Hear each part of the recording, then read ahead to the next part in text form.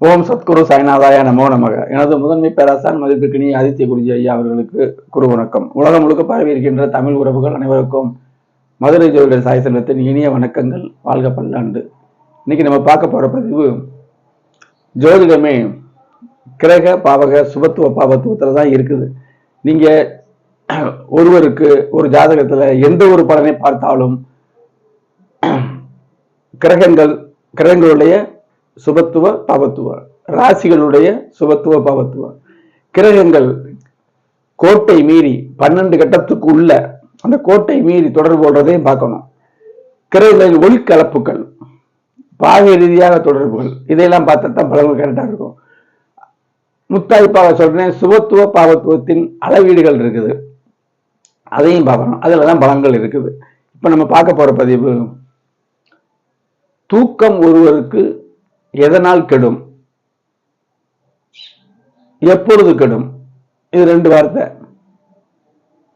லக்னம் நம்மளுடைய பிறப்பை குறிக்கும், 12ஆம் இடம் நம்மளுடைய இறுதி நிலையை குறிக்கும். ஒவ்வொரு நாளுடைய இறுதி நிலையும் 12ஆம் பாவம் குறிக்கும்.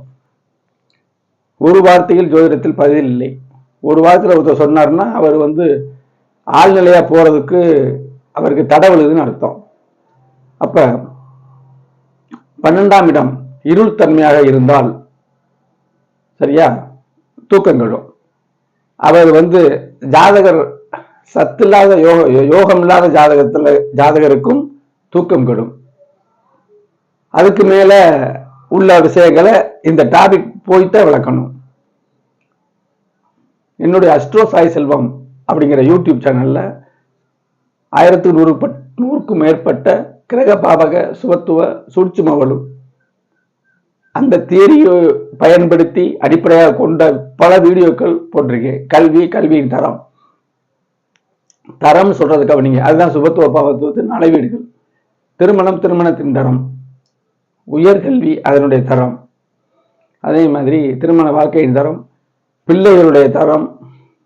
பிள்ளைகள் முதல்ல எப்ப பிறக்கும்ங்கிறது திருமண பொருத்தத்தில் பார்க்க வேண்டிய விஷயம்.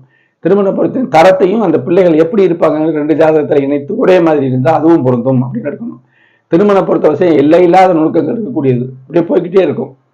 12 பாவங்களையுமே ஆராய்ச்சி பண்ணணும் 2 பேருடைய அமைப்புலையும். முதல்ல ஒரு ஜாதகத்தை ஆய்வு பண்ணி முடிச்சுக்கிட்டு அப்புறம் அந்த இதுல என்ன சொல்லுதோ அதுக்கு தோதா இருக்கு, ஜாதிக்கு ஏற்ற மொழியா இருக்கான்னு பார்த்துக்கிட்டு நம்ம பொருந்தோம். அதுக்கு முடிவு சொல்லணும். என்னுடைய அந்த சேனலை சப்ஸ்கிரைப் பண்ணுங்க, லைக் பண்ணுங்க, ஷேர் பண்ணுங்க. சப்ஸ்கிரைப் பண்ணீங்கன்னா அடுத்தடுத்து நான் போற நுணுக்கமான வீடியோக்கள் உங்கள் பார்வைக்கு வரும். ஜோதிடத்தை நன்றாக உணர்வீர்கள்.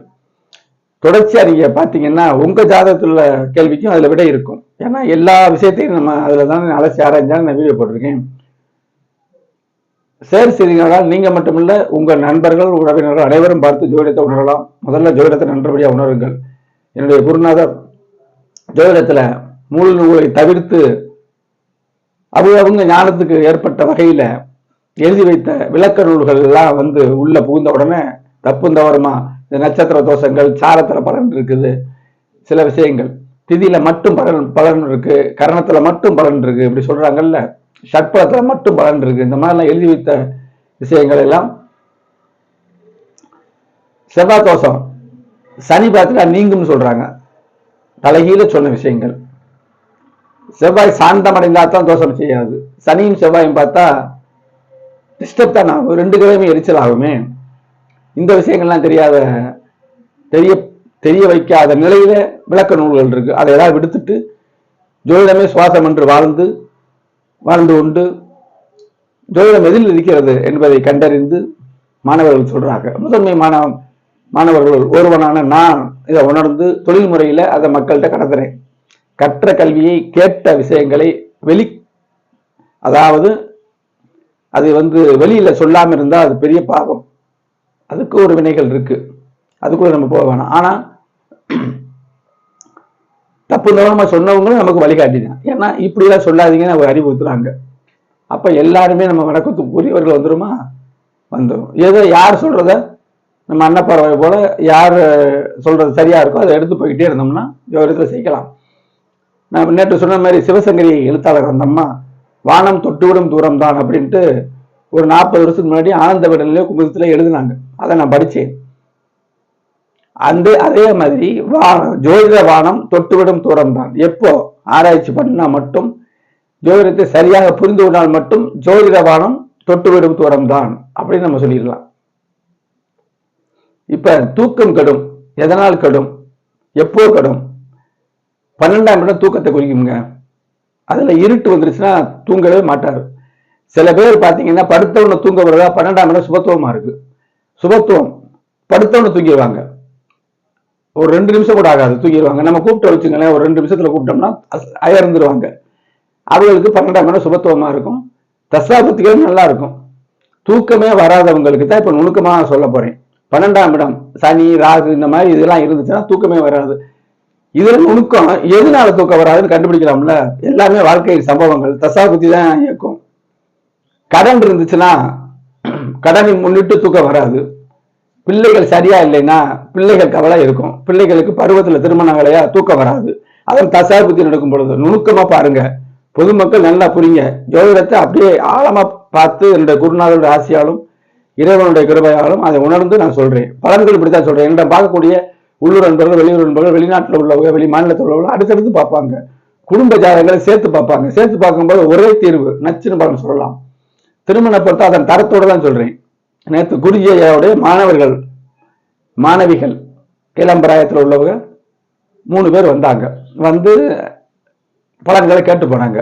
அவங்களுடைய சந்தேகங்களையும் கேட்டாங்க.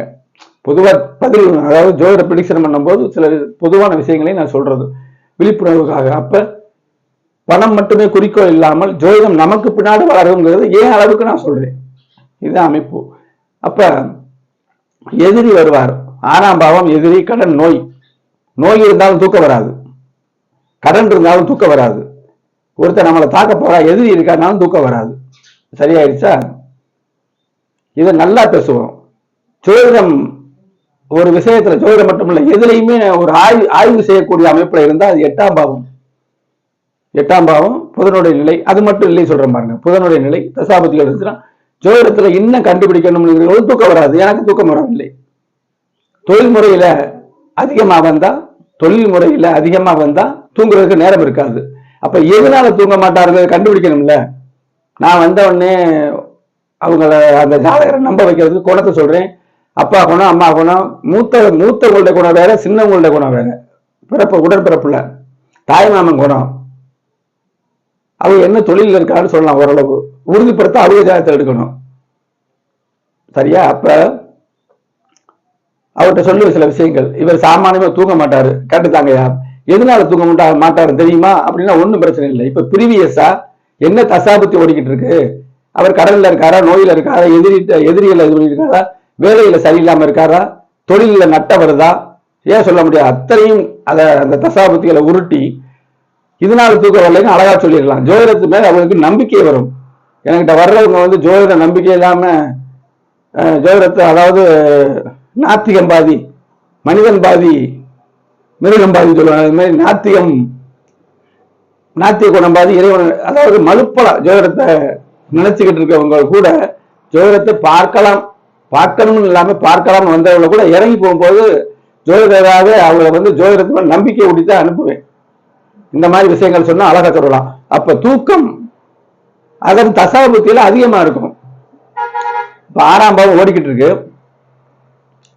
12ஆம் இடத்துல சனி இருக்கு. சனி தசையும் நடந்து இந்த 12ஆம் பாவத்தை எந்த பாவங்கள் அவரை துன்புறுத்துதோ அல்லது பாசிட்டிவா இருக்கோ அந்த விஷயங்கள் இருக்கு பாருங்க. அது அந்த மாதிரி விஷயங்கள் வந்து இந்த தூக்கத்தை கெடுக்கும். இப்ப இன்னொன்னு சொல்றேன், தொழில அதிக கவனம். 10ஆம் இடம் அதிக வெளிச்சம், 11 நல்ல வெளிச்சம், 2ஆம் பாவம் நல்ல வெளிச்சம்.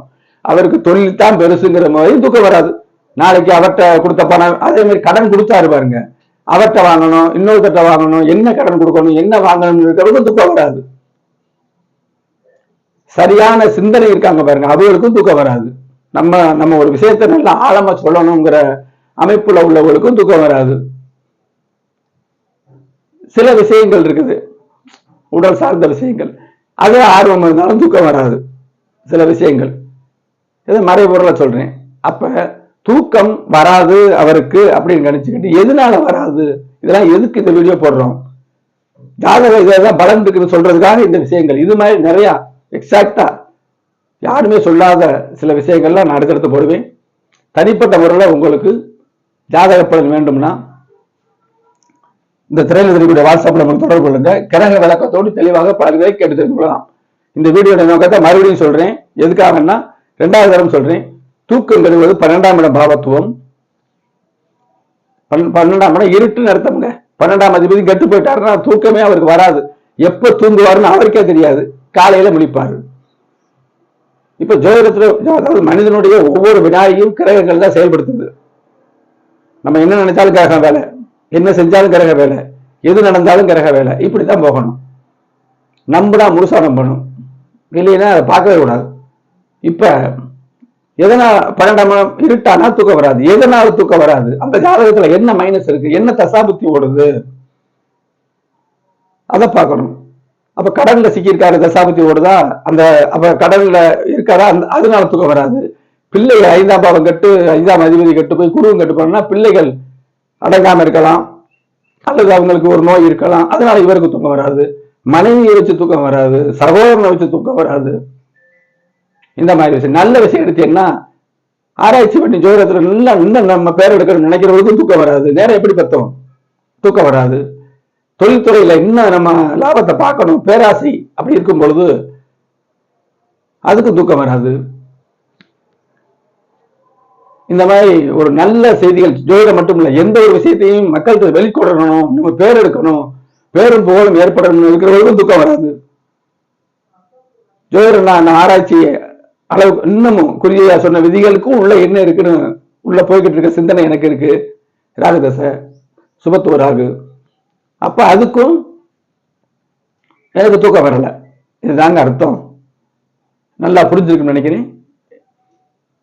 ஜாதக பலன்கள் கிரக பாவக சுபத்துவ பாவத்துவத்துல தான் இருக்குது, வேற எதுலையும் இல்லை. ஜோதிடத்தை நன்றாக உணருங்கள். தனிப்பட்ட முறையில் ஜாதக வேணா கேட்டுக்கங்க, கட்டண முறையில் மட்டும். அடுத்தடுத்து பயனுள்ள வீடியோக்கள் தர்றேன், பார்த்து பயன்பெறுங்கள். நன்றி.